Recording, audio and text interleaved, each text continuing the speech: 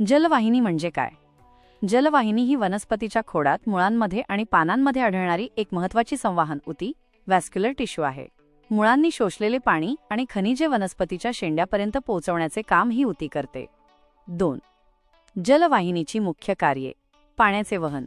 जमिनीतून मुळांद्वारे शोषलेले पाणी खोडामार्फत पानांपर्यंत पोहोचवणे. खनिजांचे वहन. पाण्यासोबत विरघळलेली महत्त्वाची पोषक तत्वे न्यूट्रिएंट्सवर पाठवणे. आधार देणे. जलवाहिनीच्या पेशींच्या भिंती जाड आणि मजबूत असतात. त्यात लिग्निन असते, त्यामुळे झाडाला ताठ उभे राहण्यासाठी यांत्रिक आधार मिळतो. 3. जलवाहिनीचे घटक. जलवाहिनी ही प्रामुख्याने 4 प्रकारच्या पेशींनी बनलेली असते. 1. वाहिनिका ट्रायकेड्स या लांब पेशी असतात ज्या पाणी वाहून नेतात. 2. वाहिन्या वेसेल्स या नळीसारख्या असतात ज्यातून पाणी वेगाने वर चढते. 3. जलवाहिनी मृदुती सायलम पॅरेंकिमा या एकमेव जिवंत पेशी असतात ज्या अन्नाचा साठा करतात. 4. जलवाहिनी तंतू झायलम फायबर्स या पेशी झाडाला मजबूती देतात. 4. पाण्याचा प्रवास कसा होतो?